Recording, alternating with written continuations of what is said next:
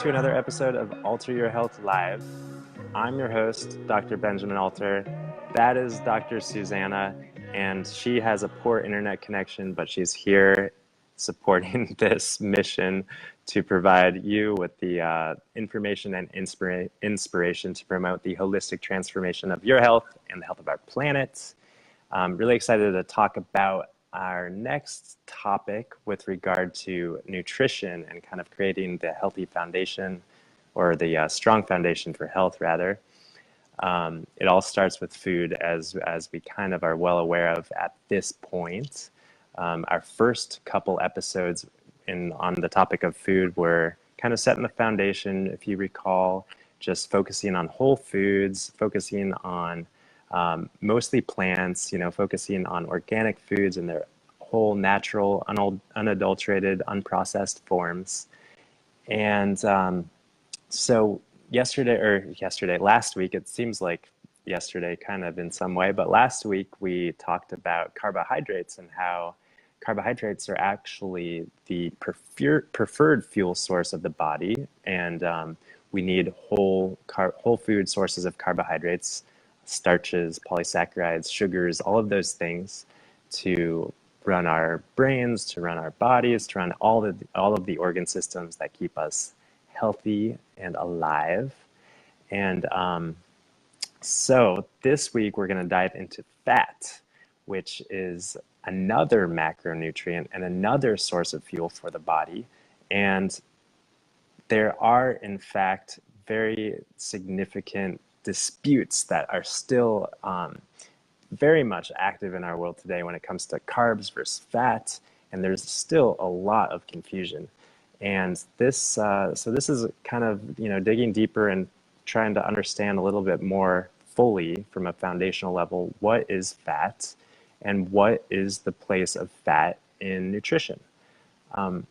So I think it starts, I feel called to just share the fact once again and kind of hammer it in that all foods that come from the earth, all plants,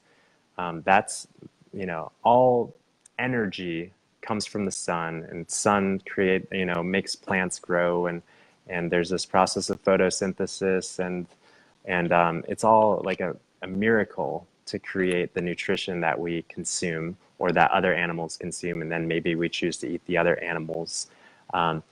But it all starts with the energy from the sun. So some, hey, Dr. Alex, so all plants rather have some amount of fat in them. So when we're talking about fat and carbs, we have to just realize that it's not really, you're not going all in on fat or all in on carbs. You're never doing that. It's never healthy, and it's actually never possible. So realizing that when you eat plants, or pretty much any food, you're eating carbs and you're eating fat. The one exception to this would be some animal products, like steak is no carbohydrates, so just fat and protein, which is another macronutrient that maybe we'll get into next week. So all foods pretty much have fat and carbohydrates. And when it comes to fat, similarly to carbohydrates, not all fat is the same. So I think most people are probably familiar with the idea of saturated versus unsaturated fats, as well as omega-3s versus omega-6s, and trans fats, and let's see, what other kinds of fats are there? Short chain fatty acids, medium chain fatty acids, long chain fatty acids. There's lots of different categories of fats. So when we're talking about fats, it's important to know that these fats are unique molecules, and there's probably hundreds of different types of fats that our body can consume and process. So I want to start by just separating the saturated from the unsaturated, because those are two big distinctions: the saturated fat from the unsaturated fat. So saturated fat is found pretty much only in animal products, as well as coconut, and some other plants to some small degree. But but when we're talking about unsaturated fats, those are the fats that are found in most plants, like olives, like avocados, like nuts and seeds and these kind of things. And even fruits, even bananas have unsaturated fats.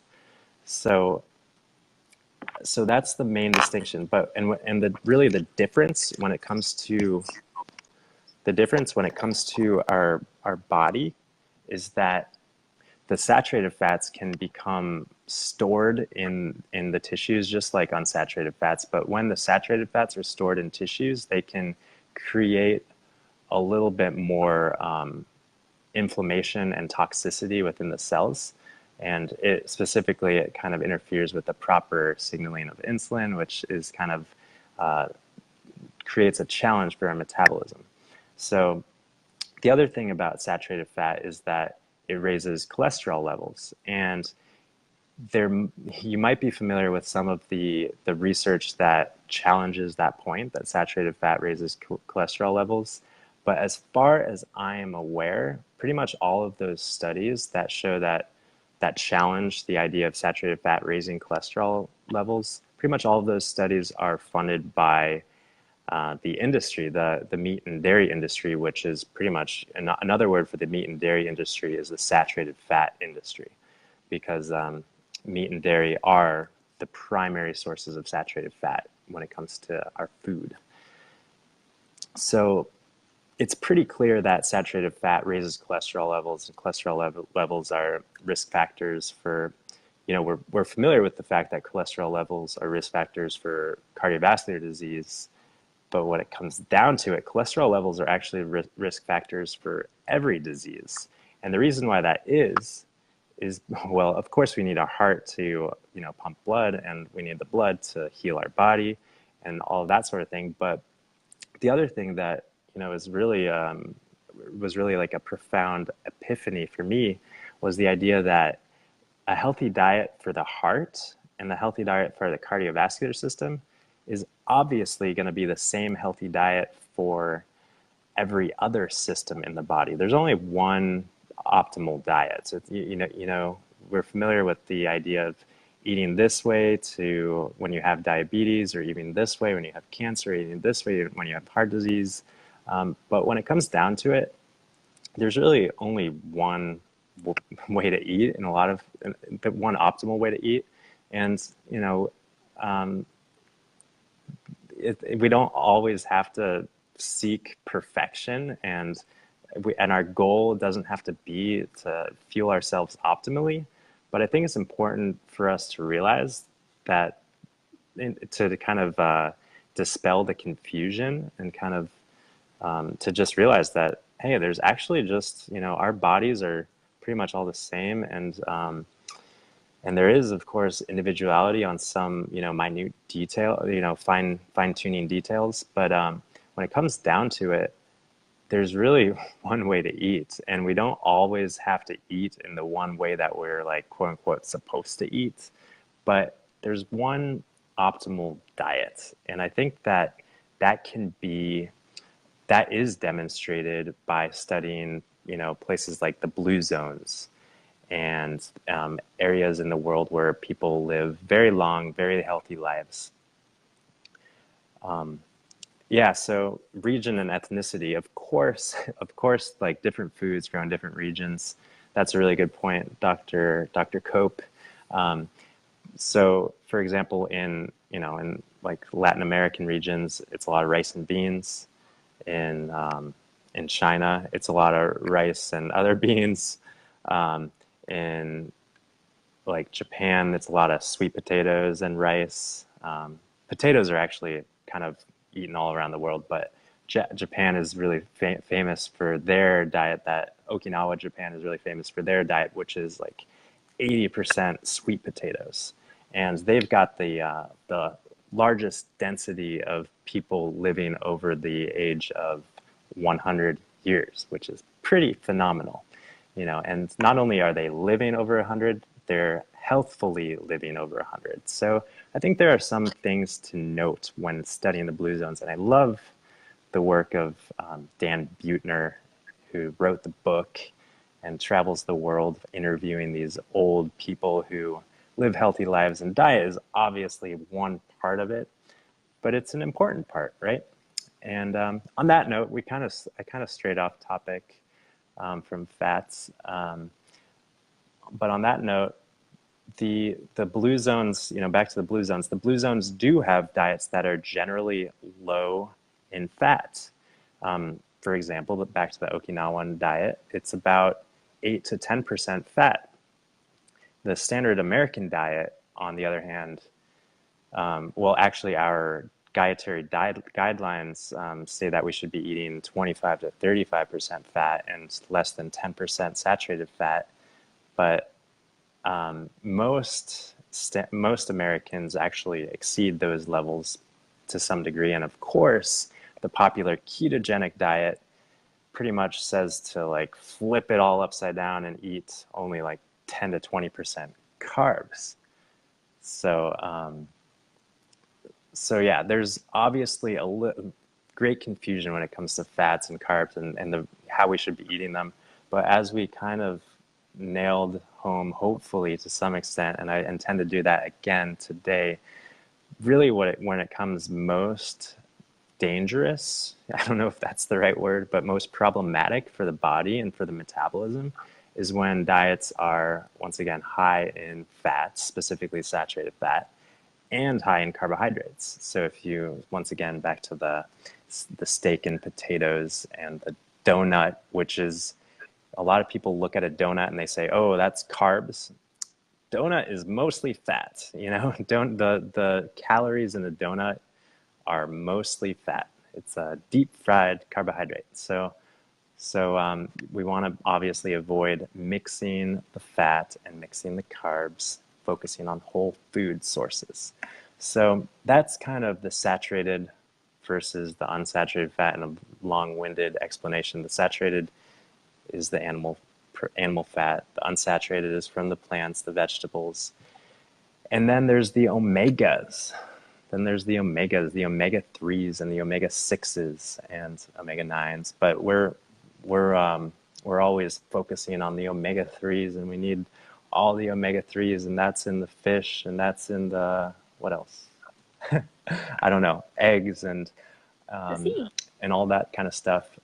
But really what it comes down to it is the ratio between the omega-3s and the omega-6s. So we need an optimal ratio. We need to balance our fats. And the reason why that is because omega-3s drive a pathway in the body that is more anti-inflammatory in nature. And omega-6s drive a pathway in the body that is more pro-inflammatory in nature.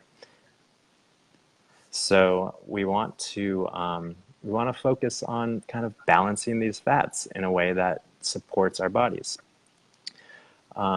Great sources of omega-3s are hemp seeds, chia seeds, flax seeds.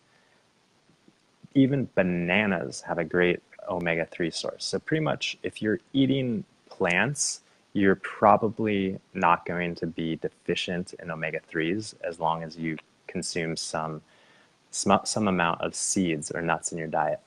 Also, walnuts are great. And also, I mean, fish, back to the fish thing, fish do have good levels of omega-3 fats, and a lot of the blue zone populations, the populations that do live well into their hundreds, a lot of those populations do consume fish in their diet. And fish is an okay thing to eat, but in our world today, it does become a little bit risky and problematic only due to the fact that the oceans are becoming really acidic and toxic and full of pollutants that get bioaccumulated in the food chain within the ocean. So when we eat larger fish, for example, like tuna and swordfish and shark and these kind of things, our risk for consuming toxins and heavy metals is really elevated. And even small fish become toxic. It's just a level. It's like, do you want this much toxins, a little amount, or do you want a big amount? So if you want just a little amount of toxins, keeps the little fish like anchovies, sardines, mackerel, salmon obviously can be big, so you want to look for the little salmon.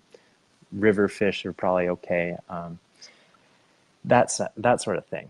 So how does that sound? I feel like I want to take a breath and see if Dr. Susanna wants to say anything. The reason why I'm talking, by the way, I don't think I I don't think I explained, but Dr. Susanna's connection is is not so good over there up in Portland.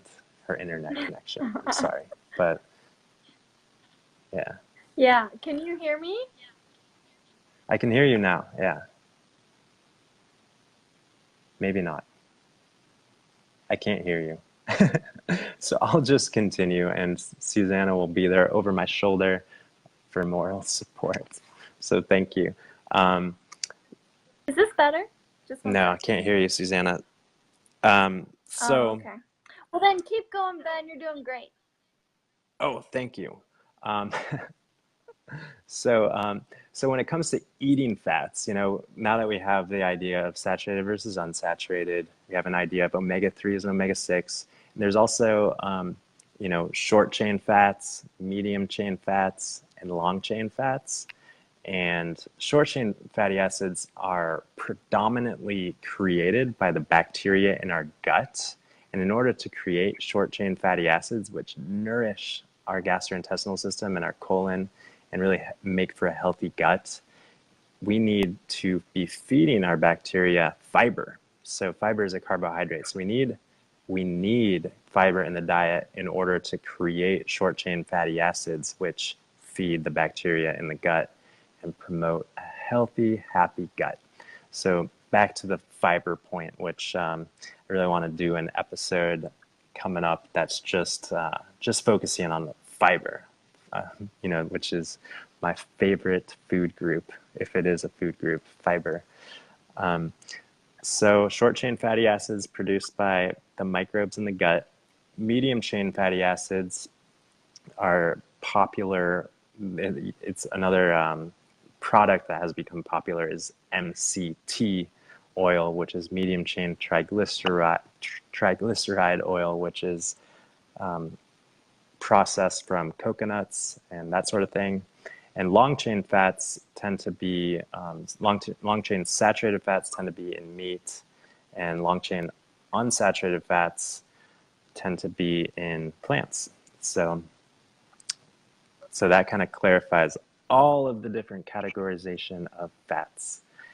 Now you are informed to make choices to consume fats, maybe.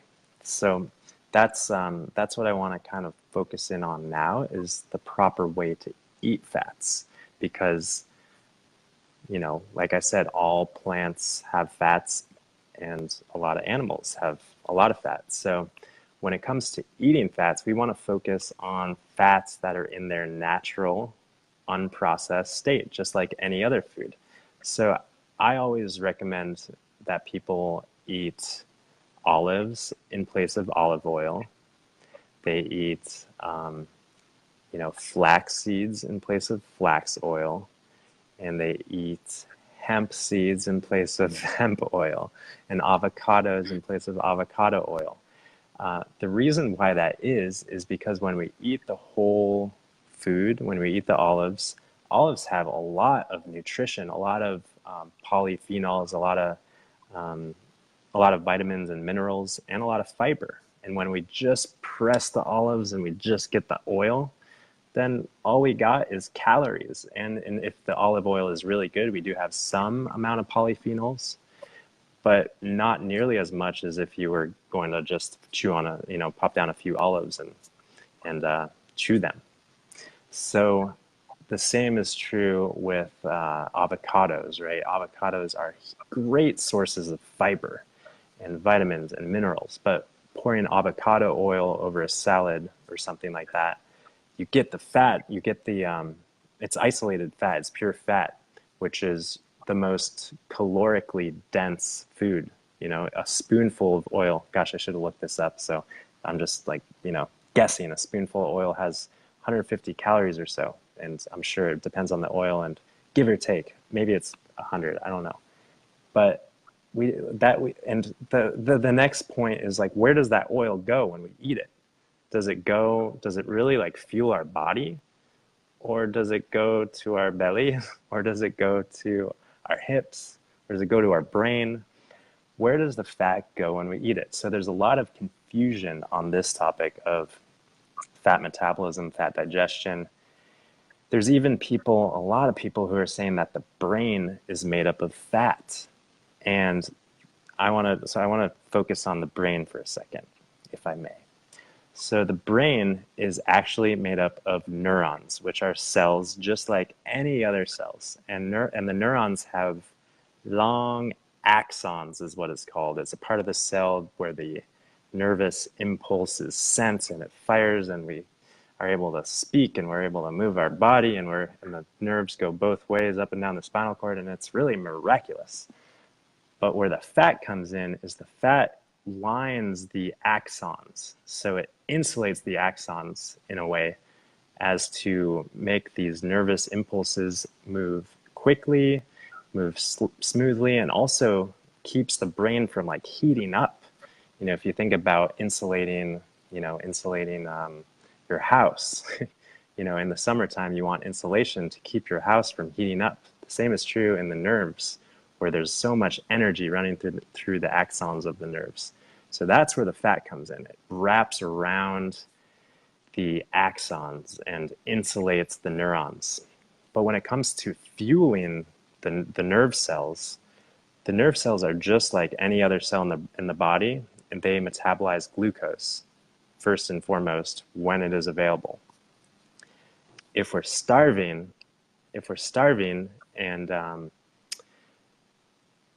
we are, you know, depleted of glucose, then, you know, starving or fasting, we can be, you know, if we're in a fasted state for 2 or 3 days, depending on your glycogen stores, depending on all of this kind of stuff, your metabolism, then you can switch your body in a way to burn fats. And that's our adaptive mechanism to survive in times of famine or starvation or fasting. And then our brain can burn ketones, which is the breakdown product of fats. And the same is true for every other cell in our body. Every other cell in our body can also burn ketones, the breakdown of fatty acids.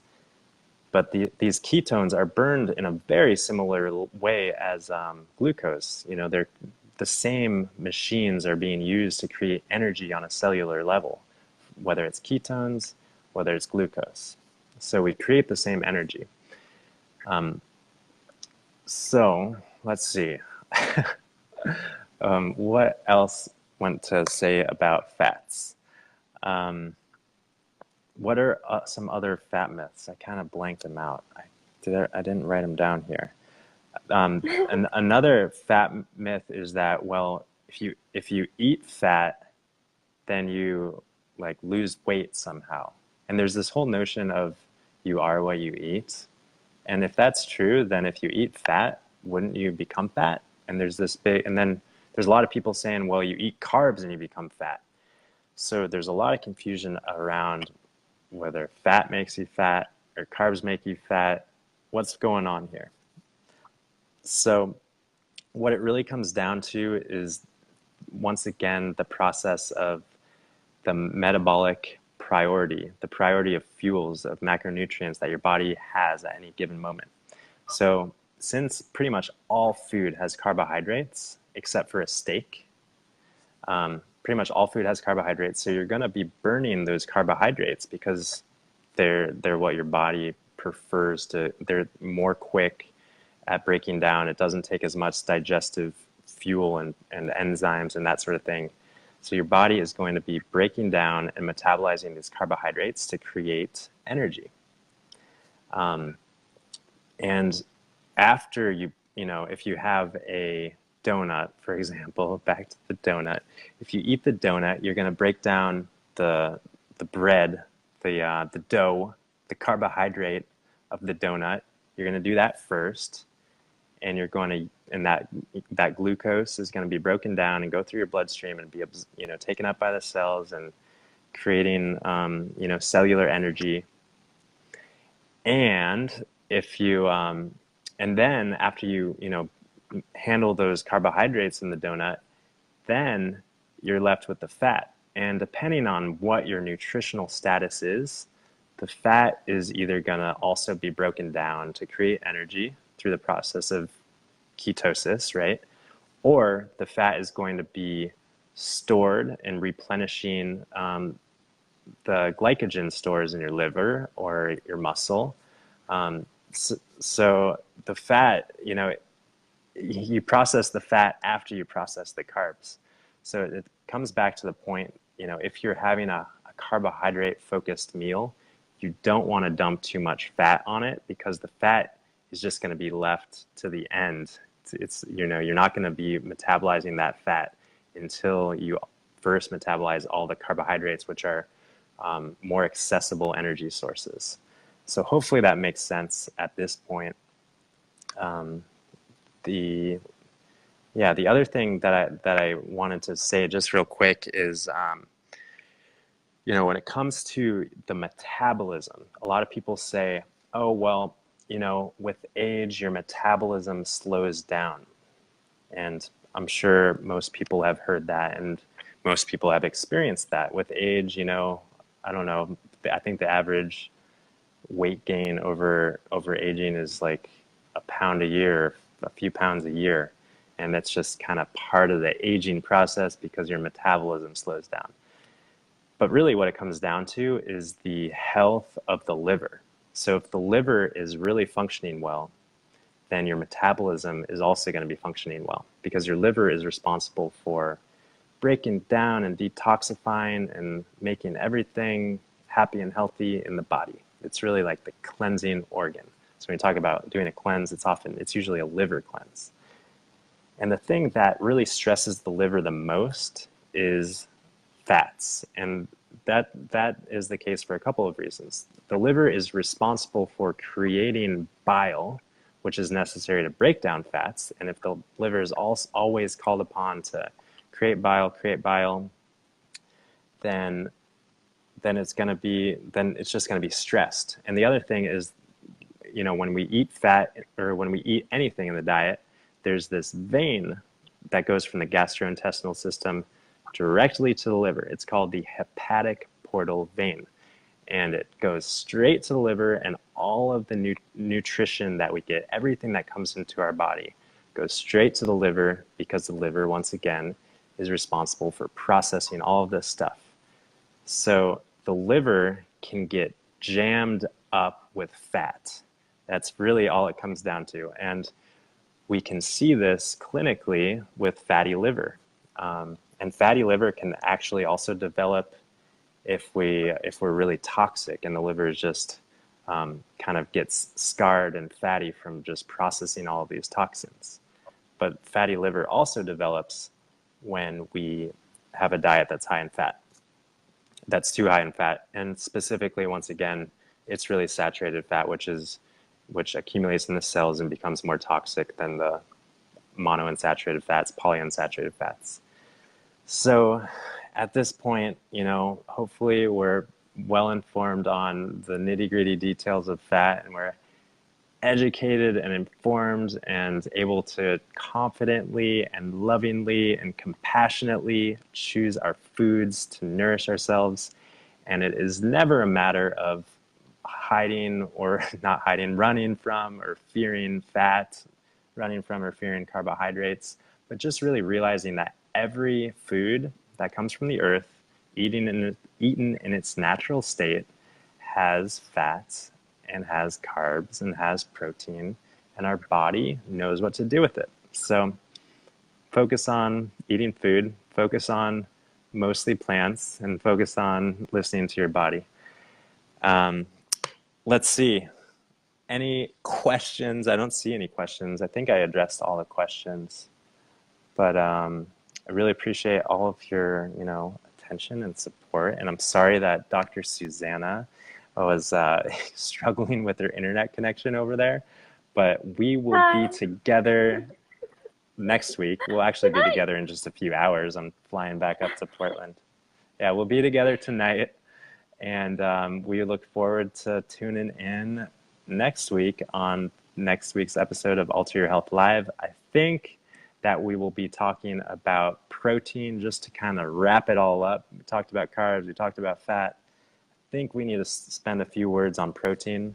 But the other thing that Dr. Suzanne and I want to start sharing more is we want to start sharing more about our journey. We want to start sharing more authentically and intimately and actually connecting with people, and not really from this kind of purely educational, informative piece. We want to authentically connect. So that is an intention that we have moving forward as well. Is sharing more deeply and authentically who we are and our journey, because it is indeed a journey that we're on, the two of us and all of us. We're all on that journey. So we want to share our journey. So we look forward to doing that next time. And that is about it for now. Once again, thanks for tuning in. For more information, feel free to visit alter.health for more information on the podcast. This is episode 19, and that means there's 18 other episodes that we've done, and there's many more to come. So looking forward to it. Peace and love. Until next time.